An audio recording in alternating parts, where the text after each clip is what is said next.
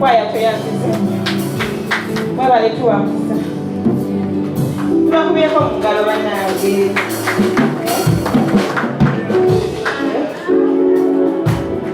badde nsaba tusiime n'abaweereza abalala bonna abali wano abali mu midiya abali mu sawundi banaye tubakubireko mu ngalo nga beewaayo eri abakeera wano ssaawa 11 okutegeka ekifo kino kino kitanga nga kiwedde banaye tubasiimeko.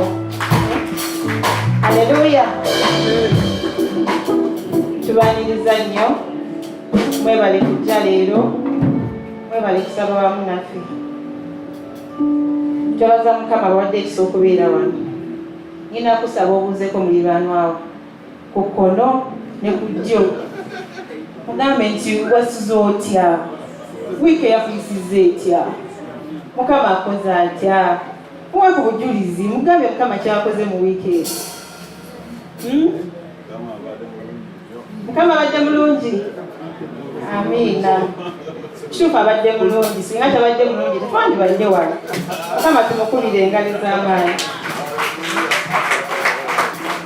Tubaniriza nnyo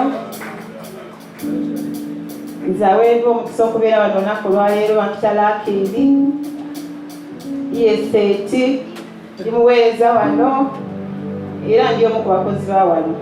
Haleluya. Mwebale kujja eno bagiyita God's Fortress Ministries. Omusumba waffe Godson Semukuzi olwaleero taliiwo yagenze kuweereza Kanungu naye yangambye mbagambe nti abaagala nnyo nnyo nnyo nnyo temutusanyukiddeeko ekyo kino.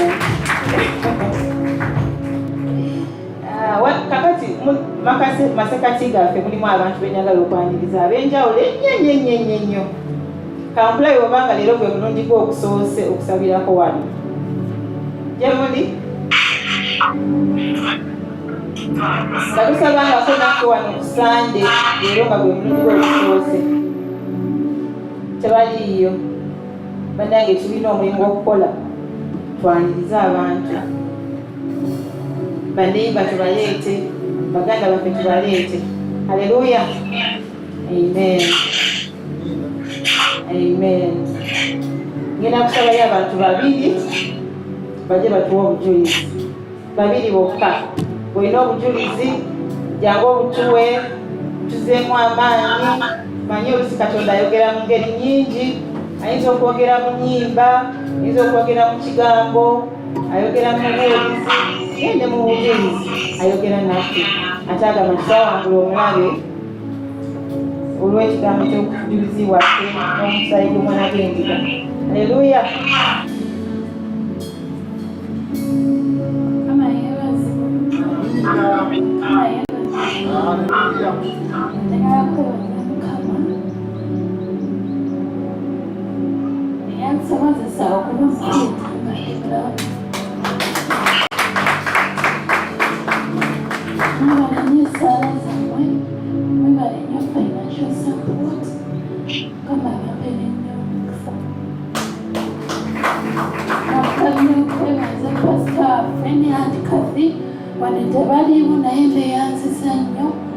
Because they were there for us. Thank you so very much.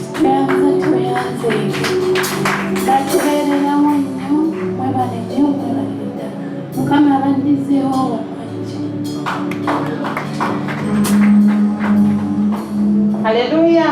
Mukama tumwebaza olw'obujulizi obwo. Mukama tumuwe engalo olw'obujulizi obwo. Banaye temukowanga kuwa bujulizi. Sunday eri yaggwa abasinga gye bayita Easter. Waliwo omukyala yajja wano naawe obujulizi. Mukyala Kirumira abadde atukulembera wano. N'agamba nti omwami we yalina obulwadde bwa asthma. Naye yawonyezebwa. Naye agenda okuwa obujulizi obwo. Nga nange muwala wange alina afunye attack ya asthma. Yali waka ng'ali bubi nnyo. Nga neerowooza bamutwale mu ddwaliro.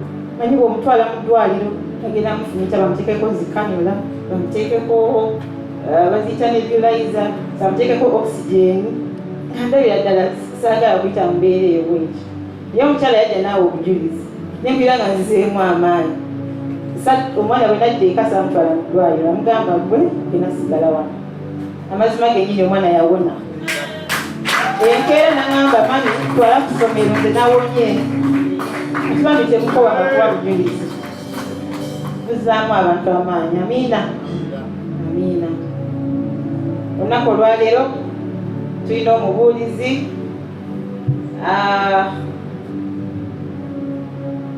agenda otubuulira ekigambo okuva ku Namulondo ya Mukama. Gulawo omutima gwo owulire okuva gy'ali, suubire okuva eri Mukama.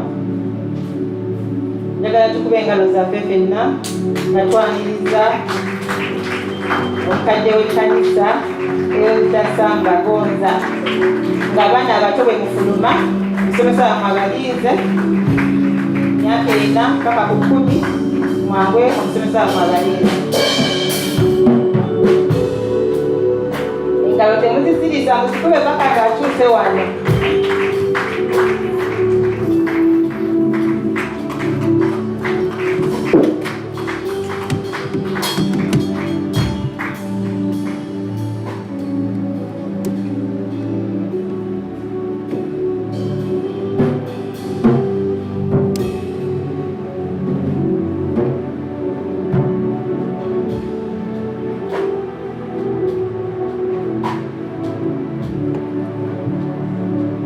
Luganda Mukama yeebazibwe.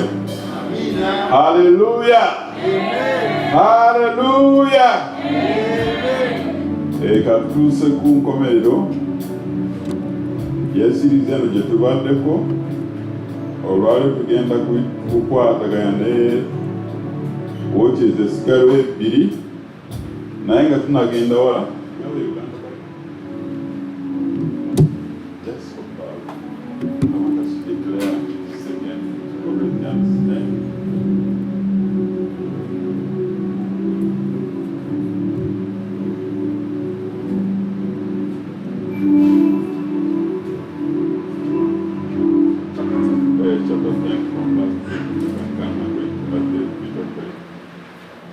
twatandika twagala kuddamu kwatula abakoliso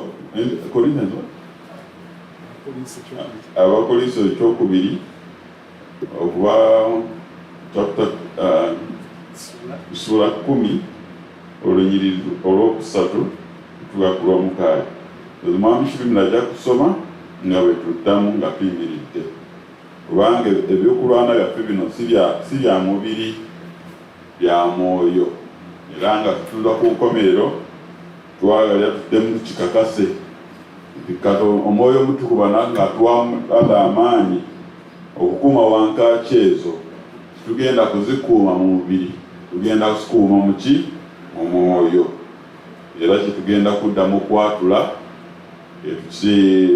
tukikwate butiribiri nga tumanye nti bw'oba oyimuse okusaba ku wankaaki eyo si bya mubiri naye bya mwoyo.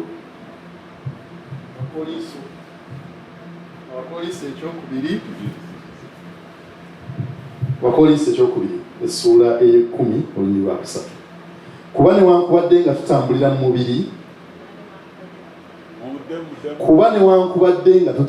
mu mubiri tetulwana kugoberera nga mubiri, kubanga ebyokulwanyisa eby'entalo zaffe si bya mubiri naye by'amaanyi eri Katonda olw'okumenya ebigo, nga tumenya empaka na buli kintu ekigulumivu ekikulumbazibwa okulwana n'okutegeera kwa Katonda, era nga tujeemulula buli kirowoozo okuwulira Kristo, era nga tweteeseteese okuwalana eggwanga ku butagonda bwonna. Okugonda kwammwe bwe kulituukirira.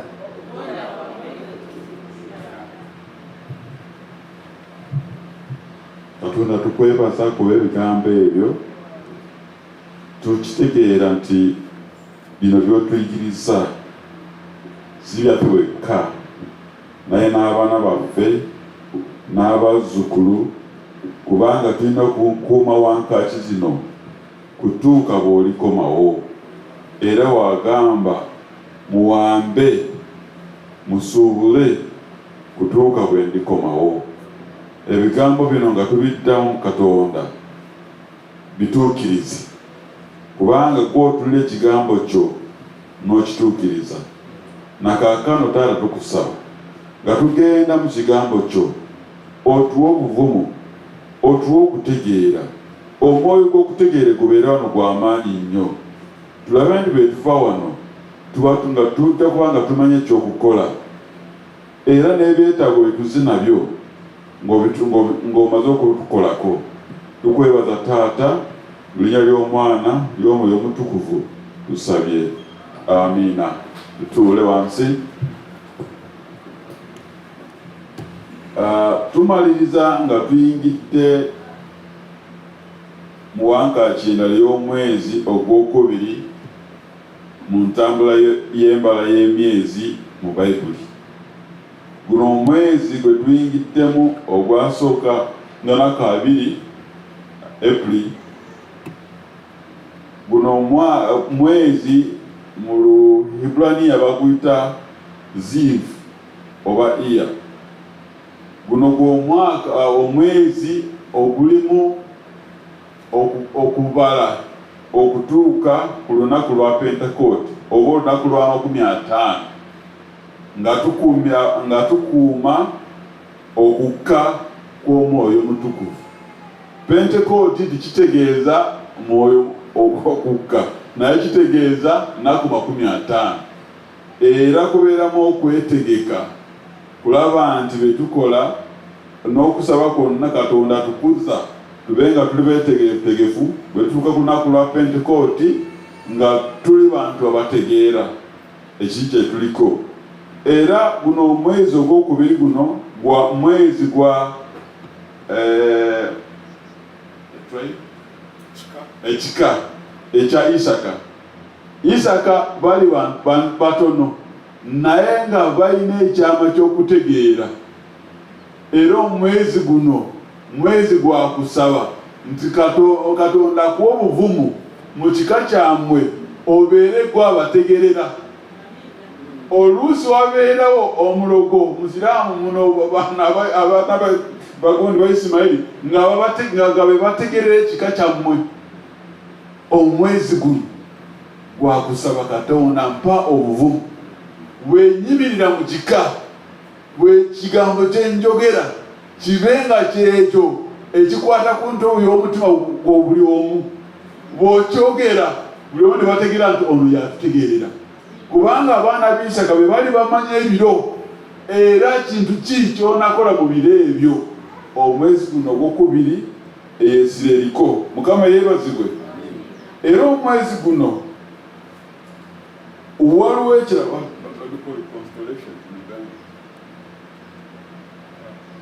waliwo emunyeenyejja omwezi guno ng'eraga bw'eraba bw'ozigatagata eba ng'ennume erima. Guno omwezi gwakuwaguza n'amaanyi. Mukama yeebazibwe. Guno omwezi gw'okusaba nti Katonda akuwa amaanyi. Ekyo ekyabaali kyakulema pulojekiti eyagaana akuwa amaanyi kubanga olina obuvumu. Bw'oba olina obuvumu waliwo ebyo byetaaga amaanyi. Waliwo ekimu kyetaaga ozukuke ku ssaawa 9 z'ekiro. Waliwo ekimu ekyetaaga okeere ssaawa 10 z'ekiro. Eyo kyetaaga amaanyi. Obuvumu oba buyina naye bw'oba oli munafu era osigala obuvumu obuyina naye nga tolina kyokozeemu, ebiro ne biyitawo n'ebiro ne biyitawo n'olaba omwezi ne gugwawo nga tolina kyokoze ki kyokoze. Naye guno omwezi ogwegundi omwezi guno ogw'amaanyi era bw'olaba nti guno omwezi era gwa busuubuzi. Bw'oba oyagala kutandikawo pulojekiti ey'okusuubula guno omwezi ogwokubiri gw'omwezi gw'okutandikiramu project. Mukama yeebaze.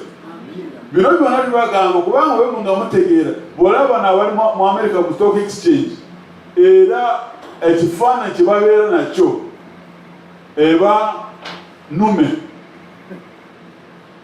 enume ewaguza kati tobolaba nti bo babitegeera naye ne babigetageta eyo mu bya sitaani naye Katonda nga mu bwanga akimanyi nti guno omwezi gwakola ki gwa busuubuzi kubanga era bw'olaba Isaka ne Zebuloni babeeranga kumu bona nga babeera kumpi n'amazzi amangi oli ng'asigala waka ng'aketa obwengula okulaba ebyomwoyo biri bitya nga bagamba mwaba bubi mugende mu bube essaawa zino mububire sayidi eno mujja kukwasa mwabagenda kunoonya zaabu mugende gumu mujja kugifuna naye Zabuloni nga bebagenda kati omanyi babulega abagenda n'abasigala waka mwena mukola ki mugabana kyekimu. Mukama yeebaze kyobolaba nti gwe asaba n'oli agenze mwena mufuna kyenkana kubanga gwakuumye wankaaki gw'oba otaddewo amaanyi okulaba nti ekiyingiramu kya butuukirivu ono emisambo n'emizimu emibi egaana abaana ba Mukama okuyingira okufuna byabo okufuna omukisa oba omaze okubijjawo kubanga wankaaki zino bwe batuzikuumye ye Sitaani akuumawo n'agamba we balaba mu kitabo ono si waffe ne bakusazaamu ono si waffe ne bakusazaamu kati olaba nti oluusi olemererwa ng'onaatera ng'okimanyi kino kinaatera okutuukirira naye nekigootana ku lwaki kubanga waliwo abambowa aba Sitaani. So omwezi guno ogufirima ogwokubiri Ziivu mwezi gwaki gwa busuubuzi era wabeerawo ebendera y'ekika eraga omwezi n'emunyenye n'enjuba kulwakweyeraga nti mwezi gwa kitangaala constellation ey'omwezi n'emunyenye n'enjuba biwona nga bikwatagana wamu era omwezi guno gutulimu essensi yagwo ya birowoozo kyekiwasanze n'okusaba nti ebirowoozo byaffe byonna tulina okubiteeka wansi w'ekigambo kya Mukama kubanga oluusi okutya kutandika mu birowoozo n'olaba nga waliwo ekintu Katonda gambye kukola kino naye n'atandikirawa siina byetegeera n'otandika okwogera okulowooza nnyo ate Babuli tugamba omukulowooza nnyo temubeera mu solution tolina kino kyamu naye bw'oba olina ekintu ekikutuukiridde okole ki osabe kitwale ewa Katonda okkirize nti eyakola okutu awulira eyakola amaaso alaba kati bwe tugendamu n'okukkiriza atuddamu esaawa zaffe. Mukama yeebaze. Era omwezi guno gutulimu gw'omwezi gwa Solomoni gwe yatandikiramu okuzimba eyeekaalu ey'ekitalo ennyo the temple. So omwezi guno mwezi mu bya Katonda bw'oba olina kintu ky'oyagala kukola oyagala kugulawo ka kiosk oyagala kutandika kukola kino kino guno omwezi mutuufu nnyo okutandikiramu ebintu by'ebyo. Mukama yeebazibwe. Bino tubibagamba kubanga bwe tubagamba waliwo okuwa ekyennyanja n'okuwa ebitimba n'okulaga wawoona kasuka ebitimba okwate ebyennyanja ebingi. Mukama yeebazibwe. So omwezi gutulimu guno ogwokubiri mwezi gwa Ziivu era mwezi gwa second chance kubanga Bayibuli egamba nti bali abaalemerwanga okulaba okuyitibwako Pasika Pasika bwe yakuyitangako kubanga oluusi obaate mu kuziika bw'okwata ku mulambo tosobola kwegatta mu celebration eya Pasika. Kati omwezi guno gw'oba okola ki naawe okucelebratinga Pasika mu mwezi guno So uno mwezi gwa second chance wabeera nti waliwo ekibadde kikulemeredde omwezi guno gukukizaawo ki ewa Katonda n'omugamba kino omwezi oguyise ekino kyagaana Katonda nyamba oba kino kyali kiganye Katonda kola ki enyamba mpitemu. Mukama yeebaze.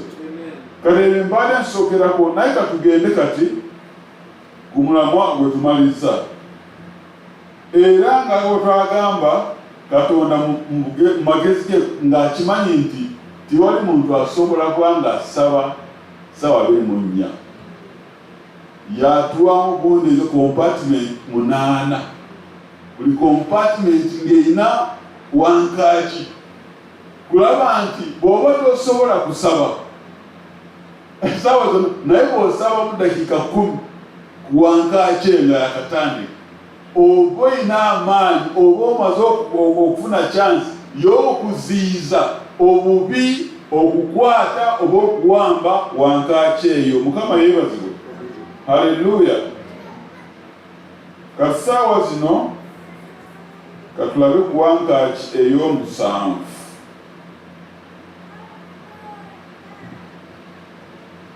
Wankaaki y'omusanvu. Eno wankaaki etandikira ku ssaawa 6 z'emisana kutuuka ku ssaawa 9 ezaki ez'emisana. Buno oluusi bwa budde bwa kuwummula. Bw'oba ng'abantu ababeere abali ssente oba ng'abalima oluusi ogendako wansi w'omuti kubanga ono enjuba eyakira ddala. Bw'obanga olisaidinga pakwaki owulira ku ntobo y'omutwe enjuba ng'ekuyitamu gwakira ddala n'enjuba era bwe kityo. Awo ssaawa ziba ssaawa za kuwummulamuko, ssaawa za kunoonya Katonda. Era essaawa zino bwe tulaba nti Yesu yali akyali ku musalaba ekizikisa ne kiggwa eky'amaanyi ennyo nnyo nnyo nnyo. Katonda ng'awangula amaanyi g'ekiziki ng'abo abaasinzanga enzikiza n'enjuba. Omanyi waliwo abaasinzanga enjuba ku ssaawa zino ng'amanyi kati tiwali ekisobola kubalema, naye Yesu n'agamba ku ssaawa zi Katonda kandeete ekizikiza ku ssaawa z'enjuba ebeeramu ng'eyaka nnyo nnyo nnyo amaanyi g'enjuba gye basinza ngasaanyeewo.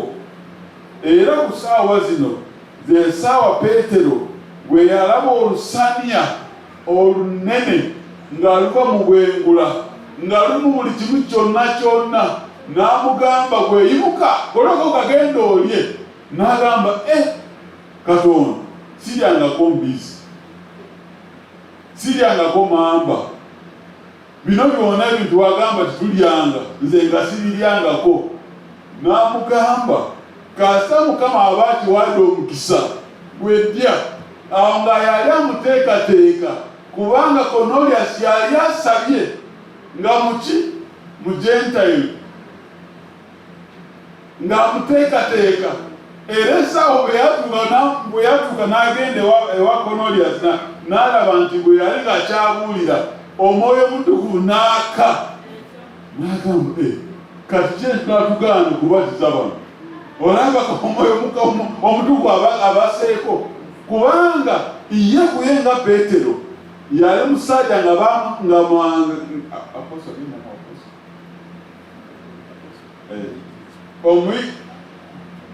omutume yali mutume ku Baebbulaniya.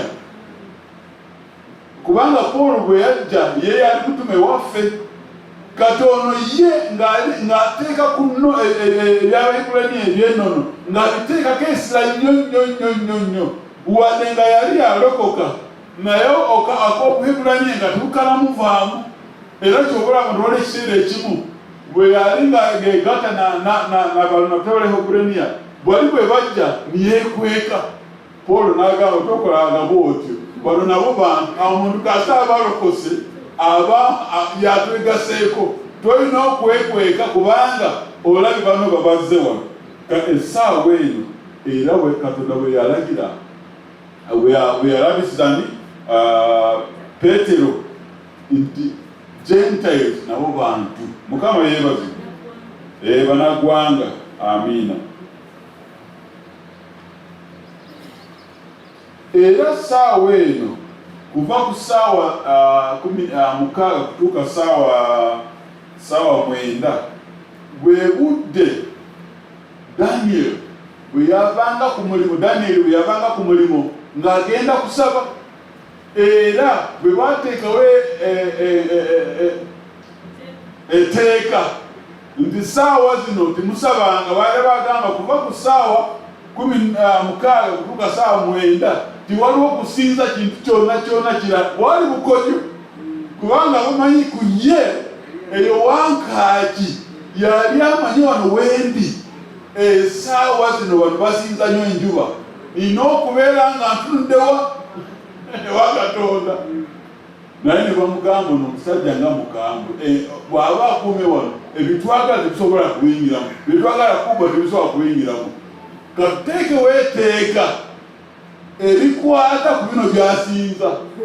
Ne bagamba kati omanyi omuntu okuteeka akanyoo n'agamba nze akusiga genda kukamera, era wamutalawo etteeka sijja kuva ku kintu kyentegeera.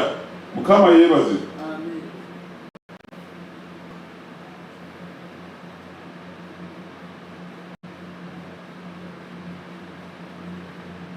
Era ku ssaawa zino ze ssaawa oluusi emizimu emingi bwe yeetala. Nzijukira waliwo Katonda n'alinsabira oluganda lwange nga waliwo ebitutawaanya. Katonda yampa okujjuka nisitandika okusabira muganda wange mwanyinanze. Olwo Lunaku yagamba nti ku ssaawa nga 6 awo yatandika okutuyana nnyo ng'ali mu kisenge kye. N'avaamu nti agenda anaabe, omanyi banaabira bwe n'agenda kunaaba. Bwe yali akomawo ng'atuuka ati ku luggi n'alaba enzikiza ey'amaanyi ng'eyingira mu kisenge. N'avaayo n'adduka n'asooka n'ateeka n'akakalira wabweru. Naye bwe nakitegeera kyali kintu kyali kiza okumukola bubi, naye kubanga Katonda yakolawo entegeka kulaba nti atuyana agenda anaabe, kino tikimukusangawo awo mudiiro mweba ku kisenge. So saawa zino saawa za kusaba Zabuli 91 ng'okoowoola Katonda nti enjuba tejja kunkosa, enjuba tejja kukosa ki baana bange, enjuba tejja kukosa ki kyenkolako, kubanga waliwo abakose amaanyi g'enjuba mu bulogo. Ne bakiteekateeka nti bw'oba tobikiddwako omusaayi gwa Yesu, abantu abangi abakwata enjuba eddwalu litandika saawa zino, saawa 6 ku saawa 9 ez'emisana. So essaawa zino z'okwatula Zabuli 91 kutandika kusula emu. Era kiseera kyakusaba Acts ebyabatume 10:9. You can read for us that.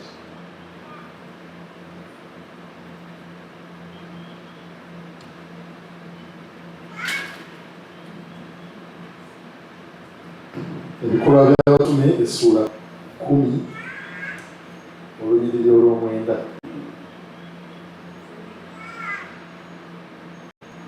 Awo ku lunaku olwokubiri bwe baali nga batambula awo nga banaatera okutuuka ku kibuga, Peetero n'alinnya ku nju waggulu okusaba nga mu ssaawa ey'omukaaga.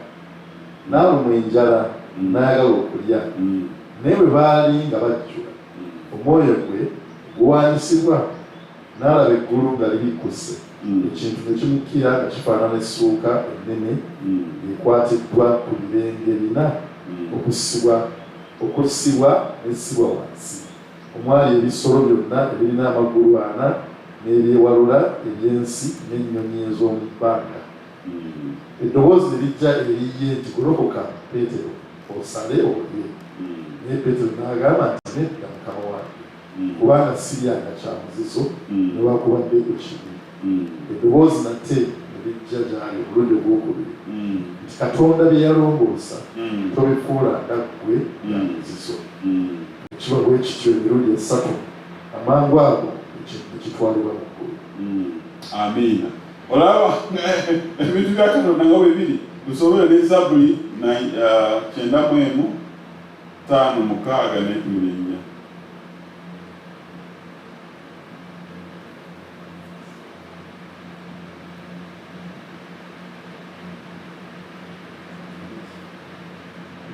Zabuli eya 5:9.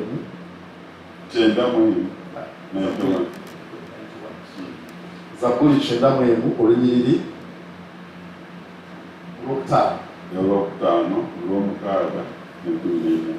olwokutaano. Tootyenga lwa ntiisa ya kiro newankubadde akasaala akagenda emisana. Waliwo obusaale sitaani bwakasuka ku misana.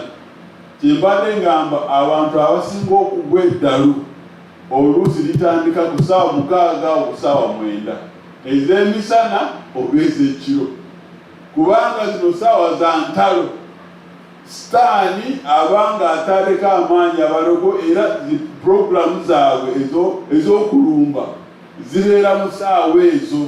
Wabeerawo obusaale bungi ku ssaawa zino, era n'omu madwaliro olaba abantu abatera okufa bafiira mu ssaawa ezo 6 ku 9 ez'emisana oba ez'ekiro. Olw'omukaaga olw'olumbe olutambulira mu kizikiza newankubadde olw'okuzikiriza okufaafaaganya butuutu. 14. Kubanga antaddeko okwagala kwe kye ndiba muwonya, ndimugulumiza waggulu kubanga amanyi erinnya lyange. Alinkaabirira nange ndimuyita, n'abeeranga wamu naye. Bw'anaanakuwalanga ndimuwonya, ndimuwa ekitiibwa. Amiina. So ssaawa zino zakoowola Katonda atulwanda entalo.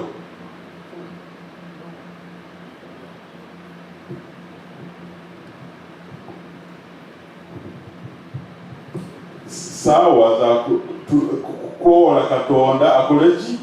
Atulwanda entalo. Kati Wankaaki eno tulina okufuna abalina amaanyi ago okugikuuma. Mukama yeebaze, kubanga bwesigala ng'eri bwetyo nga talina agikuuma, era sitaani ajja kusigala ng'akola ki? Nga yeetala, n'abalogo nga beetala. Naye bw'oba nti waliwo omukuumi omumbo wa Katonda ng'amaze okusigikibwako amafuta, awo ng'ekkanisa ng'abantu tuba tumanye nti awo security ebigulugulu. Mukama yeebaze. Hallelujah.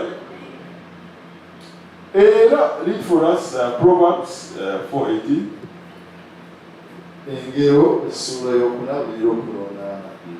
Naye ekkubo ly'abatuukirivu liringanga omusana ogwakaayakana ogweyongerayongera okwaka okutuusa obudde bwe butuukirira.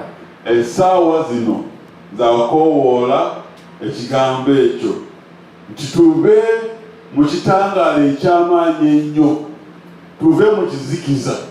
Essaawa eno y'okuleeta ekibi ekikuwambye ennyo. Bw'oba olina omuze ng'osabye gugaanye, essaawa eno gyakujjiba Katonda, guno omuze sigwagala, gumbonyabonya kwa pornography oba biki oba mwenge oba taaba. Ebyo by'okola nga tiwali akulaba. Essaawa zino z'ogamba bw'enjuba nga bw'olya katukutuku, tanda Katonda njageko, njakira nnyo bino binveeko. Era olaba nti abantu abasinga obungi b'osabe bw'otyo ekintu ekikuvaako. Mukama yeebazibwe. Tuyinza okuba nga tuweereza naye eyo nga waliwo ekikunyika, awoleegwa eri mu kigero ekyo, ogezaako n'ogwa era n'obeera ng'oli awo. Essaawa zino zakoowola Katonda nti ekitangaala kino eky'omusana kigiremu amaanyi g'obwa Katonda okuza obujja. Mukama yeebazibwe.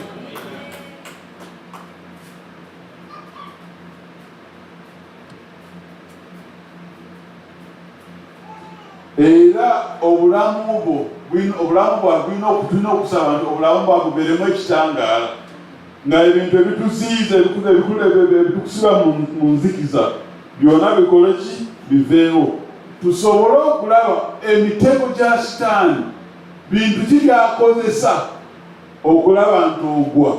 Okimanyi nti kino ekintu kibi naye osisinkana ng'okikoze.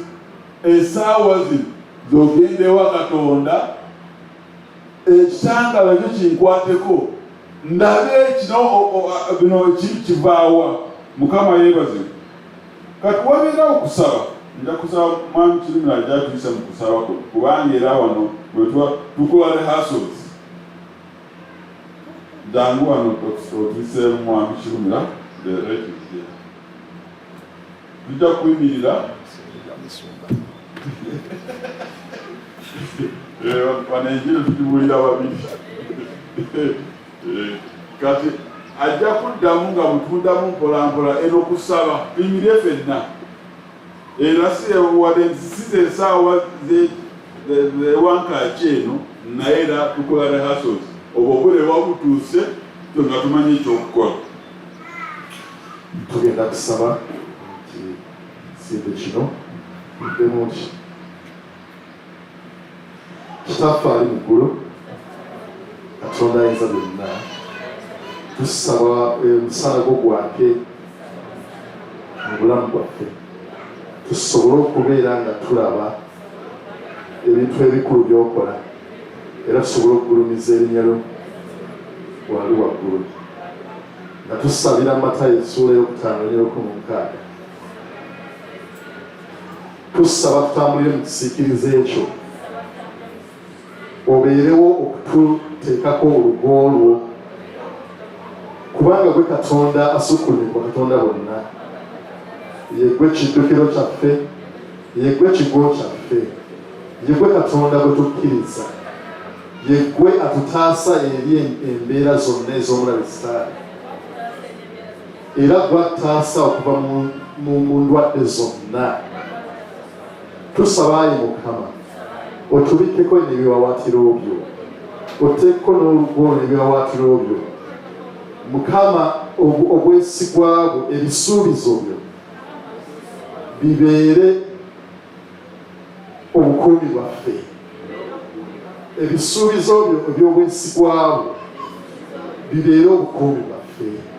Tetutyenga maanyi ga mulabe gonna, akasaale ak'omulabe akatambula mu kiro n'entiisa ezitambula mu misana.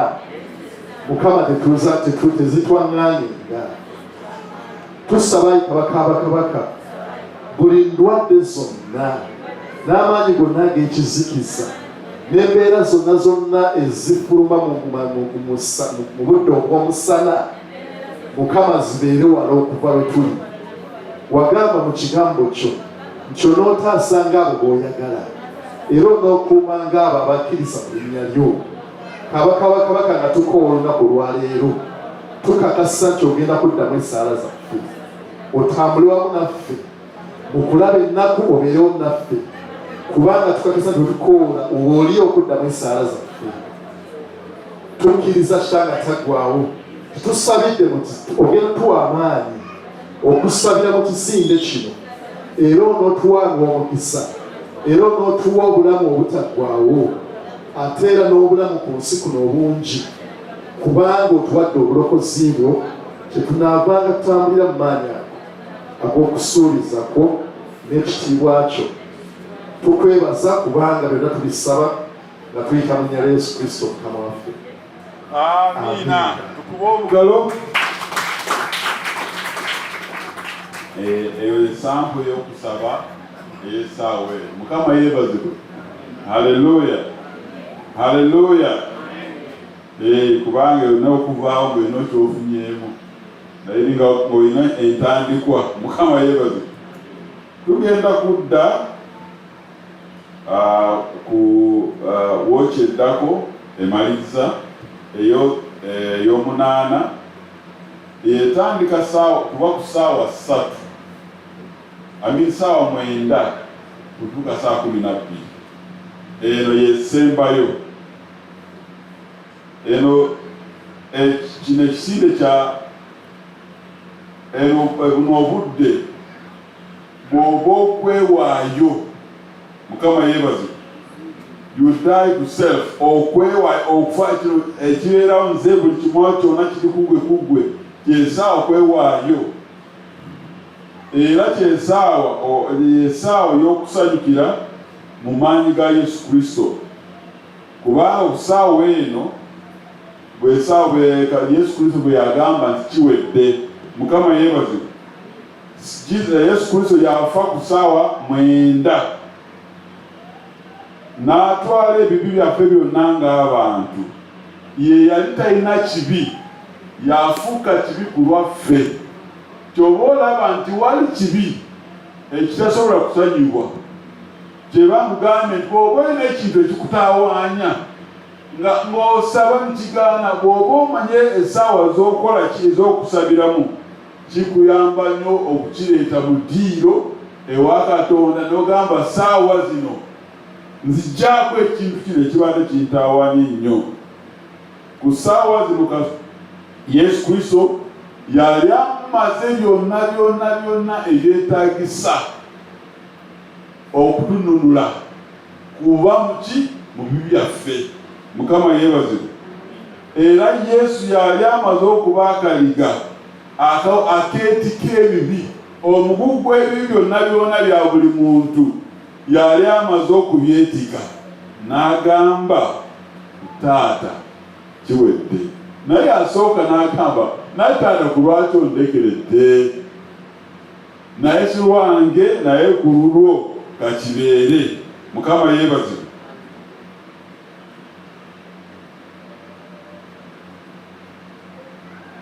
Era essaawa z'okujaguza, kuba nti mu lumbe lwa Yesu twafunamu ki? Obulamu. Kubanga ye yafa atununule amaanyi g'okufa nga bwe gali geetala ku nsi. Yesu yagaggyawo n'ebisumuluzo eby'okufa n'ebisumuluzo by'emagombe yabiggyayo mu kufa kuno. Mukama yeebazibwe. Era wano nja kusaba mwami Kirungi atusomereza ekigambo kino Abagalatiya sura 2:2. Galatians 2:20.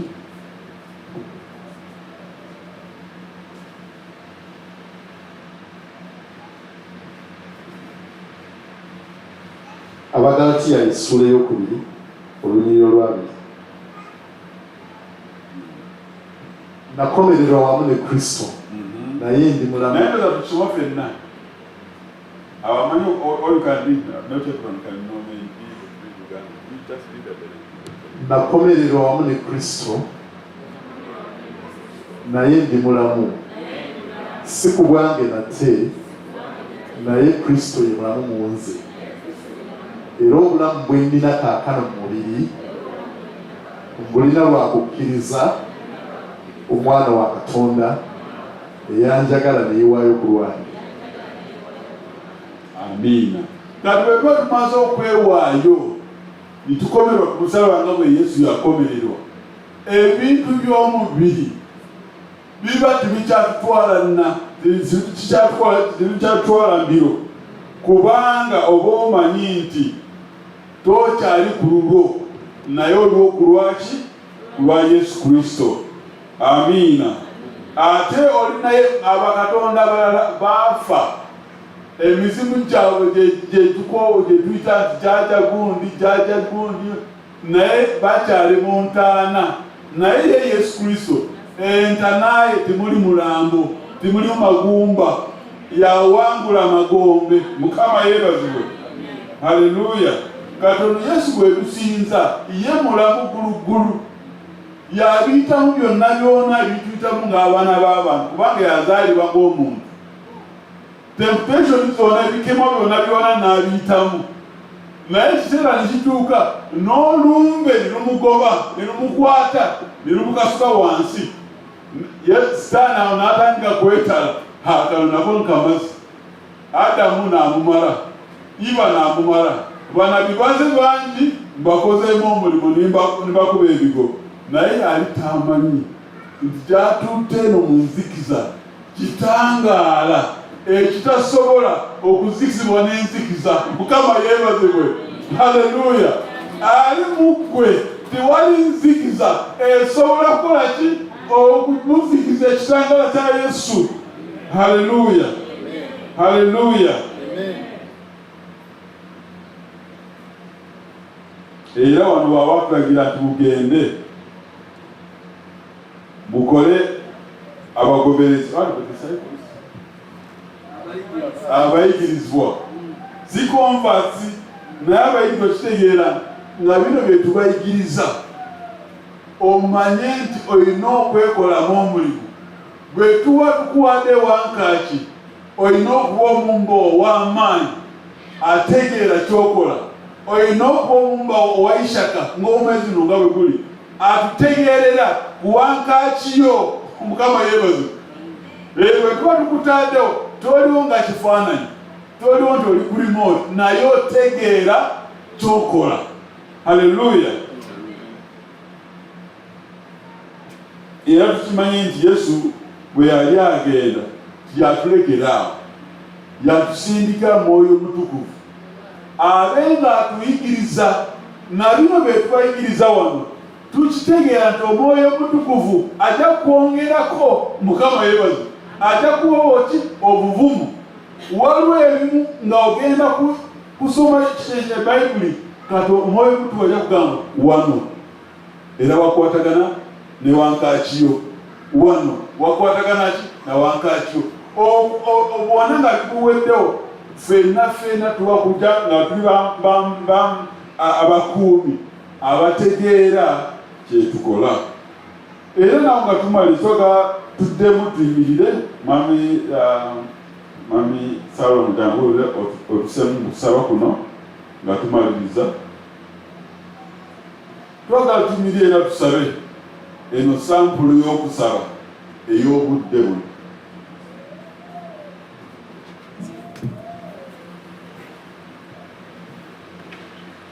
Haleluya. Katusabire wamu mu kisinde kino. Kitaffe mu linnya lya Yesu, nakomererwa wamu ne Kristo, era nze sikyali ku bwange, naye Kristo yali mu bulamu bwange. Obulamu bwe ndina kaakano mbutambuza bakukkiriza mu linnya lya Katonda, Omwana wa Katonda. Oyo eyanjagala era ne yeewaayo ku lulwe ku lwange, ne yeewaayo ku lwange, neewaayo gy'oli mbeere ekyokukozesebwa mu mukono gwo okukola nga bw'oyagala. Amaanyi g'ekibi tegalekerawo okuba n'amaanyi mu bulamu bwange, era ekibi kirekerawo okuba n'amaanyi mu bulamu bwange, kubanga sikyasibiddwa ku lw'amateeka, naye sikyasibiddwa ku lw'amateeka, naye ndi wa ddembe olw'ekyo kye wakola mu bulamu bwange. Nsaba ayi Katonda omulungi ow'ekisa, onteekeko okuganjako n'ekisa kyo nga bw'oyogera mu Bagalatiya essuula 2:2 ne mu Baluumye essuula 6:13-14. Nyamba nsobole okutambulira mu maanyi ago, mu kuganja okwo ne mu kisa ekyo. Ayi Katonda waffe, watukola nga bwe tuli, watukola mu Kristo Yesu okutambula obulamu obujjuvu, okutambulira mu bulamu obujjudde, tusobole okubeera nga tukola ebyo by'oyagala tukole, era otuteeseteese olw'okukola obulungi nga bw'oyogera mu Efeso essuula 2:10. tuyambe tusobole okutambulira mu bulungi bwo olw'ebyo bw'oteekedde okukola.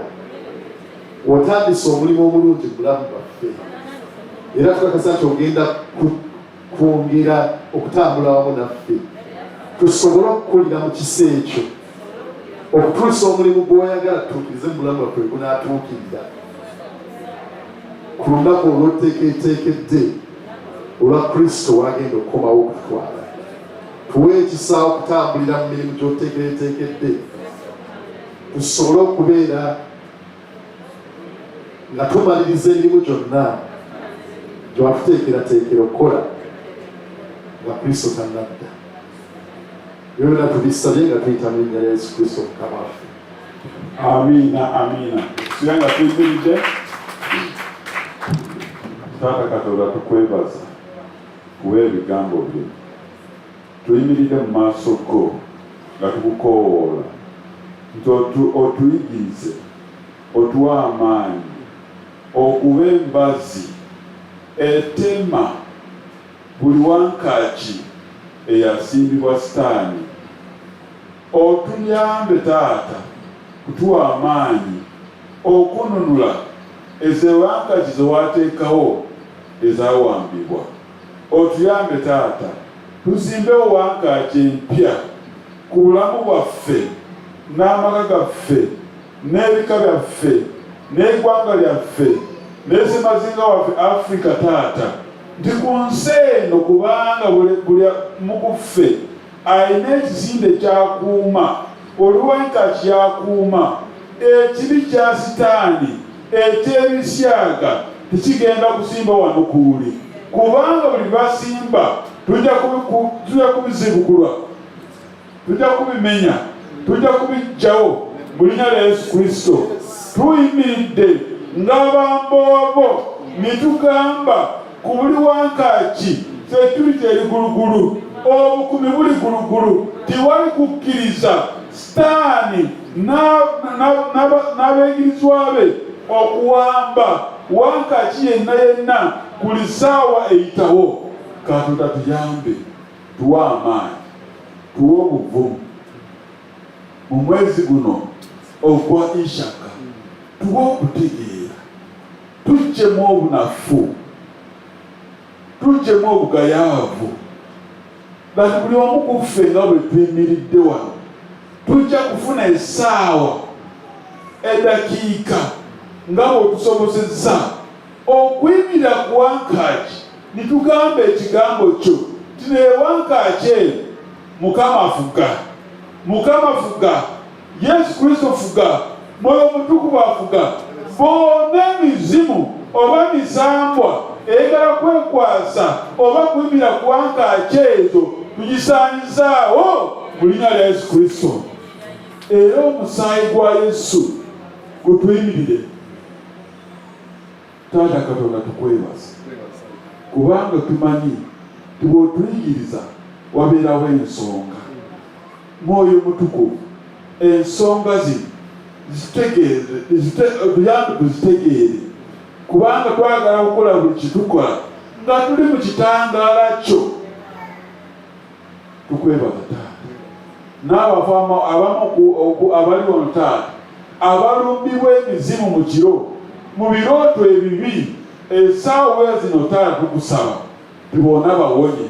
Amaanyi g'emisambwa, amaanyi g'emizimu tugagoba mu linnya lya Yesu Kristo omulamu. Bonna abo abasamira ne basinza bajjajja, ffe tusinza Yesu Kristo eyawangula amagombe, n'awangula entaana, n'awangula okufa. Oyo mulamu gwe tusinza wano. Mukama weebaze, weebale Taata, weebale okutubeera. Tukwebaza Taata. Amiina, amiina, amiina, amiina. Tutuleko katono. Kati waliwo puroguramu olw'era etambula ku kanisa eno, tulina okusaba okuliwo ssaawa 24 ku buli kigo buli kisinde. Tulina abantu amaze okwewandiisa okukuuma ekisinde. Okukuuma ekisinde kitegeera nti ojja kuba ng'osaba essaawa 3 zonna, naye mu ssaawa ezo ofunamu obutikiti nga 5 oba 3 n'osaba. Era tulina prayer guide gye tulina. Kujjako zino standard guidelines zetutuiseemu, kubanga oluusi tujja kuba nga twasindikira guide ezo nga tulaga biki bye twagala kusaba ng'ekkanisa. Kuba ku Sande kutuuka ku Mande tusaba ekigambo ekiwayogerwayo ku Sande, nitukikiriza okujja n'ezo ennono ezibaddemu nitusaba nti Katonda kituukirize. Olw'okubiri n'olwokusatu tuba tusaba nga tuyimirira ku musingi gw'omwezi ogutulimu. Mukama yeebaze. Guno omwezi gwa Ishaka, gwa kutegeera, mwezi gwa kukola otandikawo bizinesi, mwezi gwa kukola ebintu n'amaanyi. Guno olw'okubiri n'olwokusatu wabeerawo prayer guide eraga ebintu ebyo tugenda tuteekako ekirala. Olw'okuna n'olwokutaano tuba tusabira ggwanga. Twagala dakiika 5 ezo oba 3 Katonda z'anaakusobozesa oyimirire ku ssaawa esooka oba essaawa eddako, oba omwoyo omuntu bw'anakuteekamu amaanyi osabe. Amo abalina amasimu agalina WhatsApp tujja kubateeka ku mukutu. Essaawa etwagala nti osabe opostinge, osabe oba owandiike oba okole ki, osabe n'eddoboozi olirekodinge olisindike. Eba tuba nga tukitegeera nti waliwo asabe. Oba omaze omwoyo omutukuvu aba agambye weyongereyo okusaba nga wekennyini weesabira n'osabira abaana bo n'amaka go. Eno main guide gy'oba okola ki, gy'oba okukozesa, kubanga yeeyina details nyingi okusinga prayer guide gye tuba nga tukola buli Sande. Mwabatalina WhatsApp agunda abatali ku WhatsApp, tujja kuba nga tuprintinga prayer guide eyo buli Sande. Mujja kuyisanga nga wali ku meeza wali emabega, oggyewo akapapula olabe kiki bye tugenda kusaba ewiiki eyo. Mukama yeebaze. Waliwo olina ekibuuzo? Omanyi guno omwezi gwa kutegeera. Bw'oba oyagala kutegeera okola ki? Obuuza. Kubanga entusiza mu luusi bwe tuba tuli wano tukkiriza bibuuzo. Omwoyo omutukuvu twamubuuza. Naye wagonaga otegeere waliwo ekintu kyonategedde mu Wankaaki kino 8.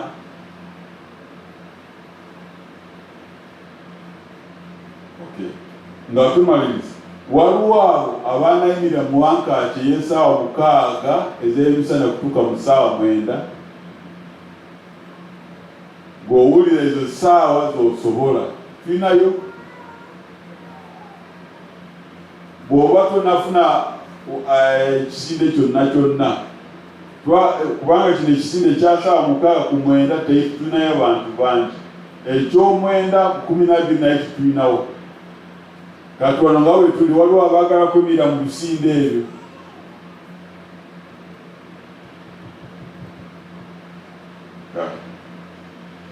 Bw'oba olina ekisinde ky'ogenda ku registration wali ne bakuwandiika ku kisinde kya ssaawa 6 ku 9 ogw'emisana, naye ssaawa 9 ku ssaawa 12 ez'emisana.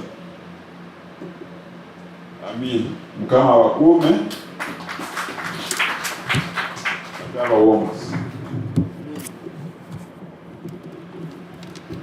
Engalo tezimala mubuulizi ezo tumwongere engalo.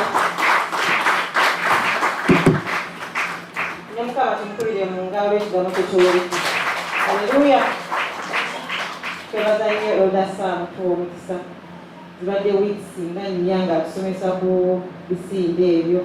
Kale wati naakwewandiisa. Tukira omukyala wali eri akuwandiike wenyikire mu puroguramu eyo naawe osabirenga wamu ekkanisa. Mukama ajja tukola obulungi.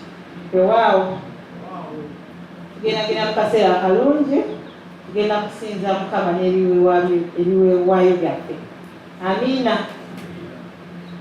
Nina kusaba kwayejje tuweeyo oluyimba lumu olwokya tutendereze Mukama nga bwe tuwaayo.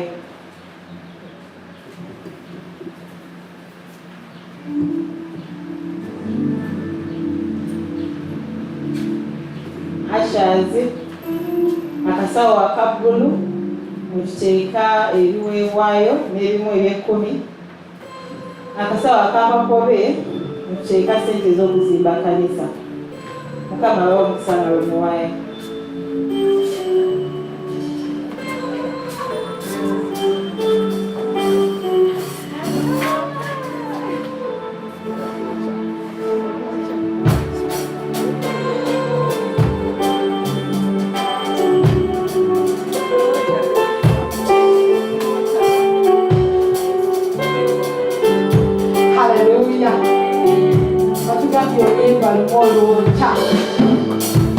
Olwokya ye Yesu afaanana Yesu taliyo.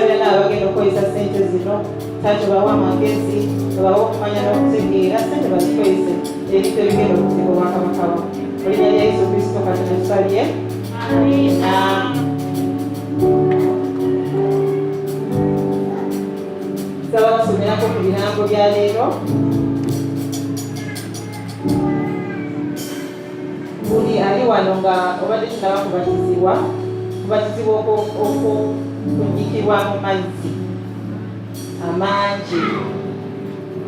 Bwe twali tetunaba kulokoka batubatiza abamu, naye okusukwe okubatiza Bayibuli kweyogerako. Bw'olokoka ogenda ne bakubatiza nga bakunyika mu mazzi amangi. Kati obanga obadde tubatizibwanga yakusaba ogende wewanise ku meeza wali eri. Tugenda kubatizibwa Sande nga 3 omwezi guno ku ssaawa 2 ez'okumakya. Era ku Lwokubiri luno tulinayo essomo bagenda tusomesa biki ebiri mu bagenda tubuulira ensonga lwaki twetaaga okunyikibwa mu mazzi. Jangu obeerewo ku Lwokubiri ssaawa 12 bakusomese, ku Sande bagende bakubatize. N'ekirala Friday esembayo omwezi guno nga 28 tugenda kubeera ne overnight waneeno. Haleluya! Overnight etwogedde ddala mu GFM ssaawa 3 paka ssaawa 10 ez'okumakya. Mujje tubeerewo, tubeere mu maaso ga Mukama. Nze ndowooza nti Sunday yokka wano ssaawa zino ebbiri tujja ntusaba wano tezimala, tezisobola kutumala. Kati bw'oba osobola jangu tubeerewo ku olwo. Friday ejja kuba weekend etandika nga 28 tugenda kubeera wano. Haleluya! N'ekirala balina abaana abato ababadde tebaweebwangayo tebawongebwangayo eri Mukama nga May nga 7 tetugenda okubawongayo waneeno. Tukira ne Yesu mwenyini yawongebwayo nga muto. Abantu abali mu nsi nabo balina gye batwala abaana baabwe babawongayo, naye kati abalokole tujja ne tubawongayo eri Mukama. Kati tunawali eri foomu owandise omwana wo May nga 7 era ejja kuba Sande tugenda kubeera wano tuwongere abaana bonna. Haleluya! Saba tusituke ffenna tugenda kugalawo saaviisi era kusaba mukadde w'ekkanisa Patience Ssennoga ajja tusiibule n'essaala.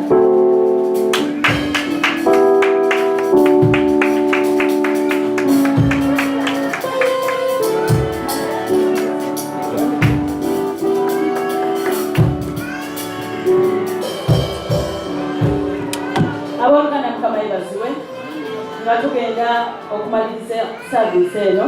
Kati owoomere tusabe. Taata omulungi ow'ekisa ekingi tujja mu maaso go n'okwebaza okungi olw'ekigambo ky'Omukama wange Taata, kubanga Hoseya 4:6 eyogera nti abantu bange bazikirizibwa olw'okubula okumanya. Naye Taata twagala okwebaza nti olwaleero tutegedde ate ku kisinde eky'omusanvu n'eky'omunaana. Mukama wange Taata weebale nnyo Taata okumanya n'okusomesebwa Taata kwe tufunye olwaleero. Era Mukama wange Taata kitangala banga tugenda Mukama wange Taata twagala okusaba, tusaba olw'ekisa kye ekingi nti otusimbe mu butuukirivu nga ekitabo kya Isaya 5:17-14 nti bwonna bwe tunaasimbibwa mu butuukirivu tunanywezebwa. Taata tukusaba nti otunyweze mu butuukirivu, kubanga ekisinde eky'omusanvu mwe mubadde okunywezebwa. Kubanga Taata nga bw'onaatunyweza mu butuukirivu tunaabeera wala n'okujoogebwa. Era Taata banga tugenda Taata Kitange wiikendi yonna gye tunaatambulira mu Mukama wange Taata tugaana omulabe Sitaani ejjogo lyatuleetera n'aleeta endwadde n'aleeta buli kimu kyonna nga atulwanyisa. Taata tusimba mu butuukirivu omulabe Sitaani aleme kutujooga, atubeerere ddala wala, abaana baffe ababeerere wala, abeere wala n'abaana baffe, abeere wala n'emirimu gyaffe, abeere wala ne pulaani ze zonna mu linnya erya Yesu Kristo Taata. Era Kitange Mukama Taata tukusaba nti buli pulaani zonna Sitaani zaabadde apulaanize wiiki eno mu linnya erya Yesu Taata tufuluma nga naffe tugenda kwekolamu omulimu okunywezebwa mu butuukirivu. Omubiri guno, emibiri gino Bayibuli etugamba nti giwakana n'omwoyo. Naye Taata laba tukusaba nga tugenda nti otuwa amaanyi, omwoyo omutuufu tuwa amaanyi okuyimirira mu butuukirivu mu linnya erya Yesu Kristo Taata. Kitange tukwebaza, osaanidde osinzibwe, osaanidde okunyumiza Omukama wange Taata Kitange ye Mukama Taata, kubanga wazuukira Mukama wange Taata Kitange ye Mukama. Naffe leka tuzuukire emibiri gino egibadde gitusumbuwa mu linnya erya Yesu Kristo, gife ate gifiire ddala mu linnya erya Yesu Kristo Mukama wange Taata, kubanga tekyakuleta twabuyirire eggulu. Taata weebale, osaanidde osinzibwe mu linnya erya Yesu Kristo Mukama waffe. Amiina.